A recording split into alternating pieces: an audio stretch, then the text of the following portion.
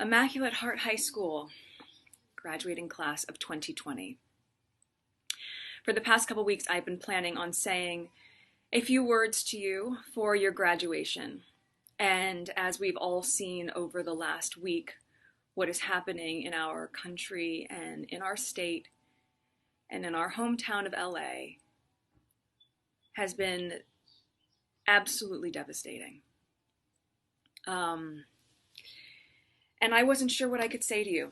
I wanted to say the right thing, and I was really nervous that I wouldn't, or that it would get picked apart. And I realized the only wrong thing to say is to say nothing. Because George Floyd's life mattered, and Breonna Taylor's life mattered, and Philando Castile's life mattered, and Tamir Rice's life mattered.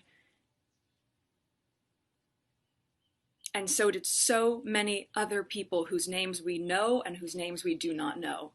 Stephon Clark, his life mattered. And I was thinking about this moment when I was a sophomore in high school. I was 15, and as you know, sophomore year is the year that we do volunteer work, which is a prerequisite for graduating. And I remember my teacher at the time, one of my teachers, Miss Palia, said to me before I was leaving for a day of volunteering, always remember to put others' needs above your own fears.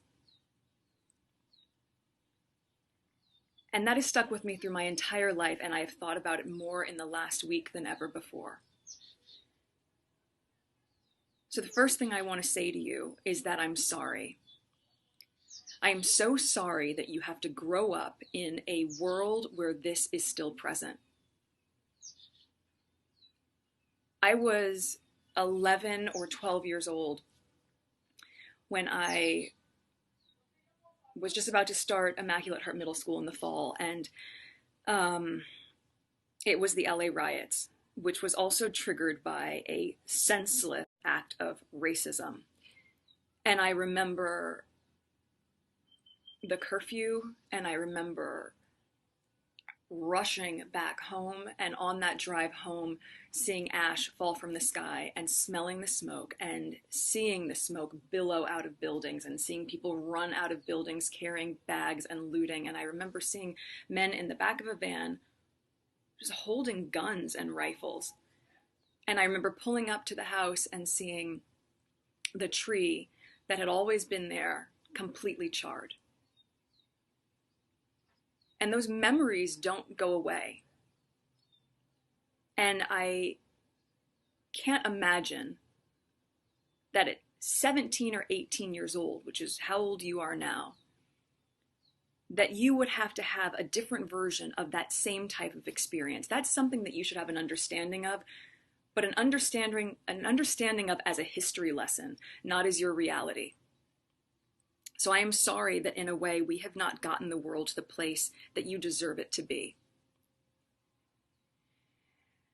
The other thing, though, that I do remember about that time was how people came together. And we are seeing that right now. We are seeing that from the sheriff in Michigan or the police chief in Virginia. We are seeing people stand in solidarity. We are seeing communities come together and to uplift.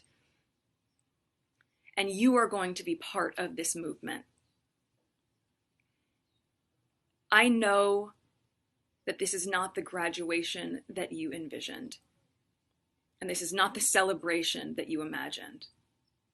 But I also know that there's a way for us to reframe this for you and to not see this as the end of something, but instead to see this as the beginning of you harnessing all of the work, all the values, all the skills that you have embodied over the last 4 years, and now you channel that. Now all of that work gets activated.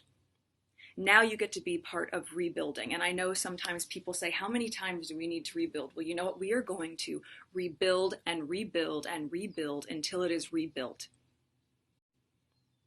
Because when the foundation is broken, so are we. You are going to lead with love. You are going to lead with compassion. You are going to use your voice. You are going to use your voice in a stronger way than you've ever been able to, because most of you are 18 or you're going to turn 18, so you're going to vote.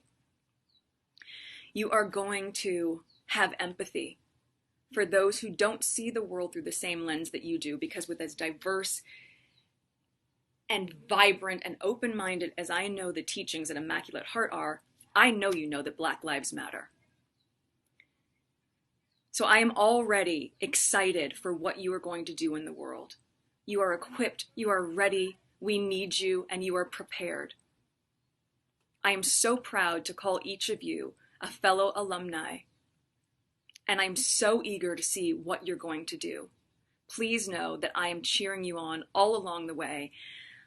I am exceptionally proud of you, and I'm wishing you a huge congratulations on today, the start of all the impact you're going to make in the world as the leaders that we all so deeply crave. Congratulations, ladies, and thank you in advance.